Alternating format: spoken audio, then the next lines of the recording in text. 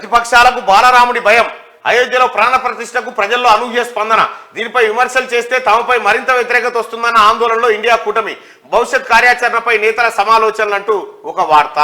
ప్రజలకు ఏం కావాలి, ఏ దానికైతే ప్రజలు మొగ్గు చూపుతారో మీరు గటే పోవాలిగా, మీరు గదొకటి పెట్టాలి. ఇప్పుడు మీరు కాంగ్రెస్ పార్టీకి రామాలయం కట్టలేక కాదు, లేకపోతే ఇక్కడ ఉన్నటువంటి విపక్ష పార్టీలకు రామాలయం కట్టలేక కాదు, మీరేమో బాక్రానంగల్ కట్టాలి, నాగార్జున సాగర్ కట్టాలి, శ్రీశైలం కట్టాలి, ఇరాకుడు కట్టాలి, దీని ద్వారా రైతుల పొలాలు వారాలి మీరున్నారు. ఈ అన్నిటికీ బదులు రామమందిరం కడితే జనమంతా ఓట్లు ఎత్తారని వాళ్ళు ఉన్నారు. అది వాళ్ళకి మీకున్న తేడా.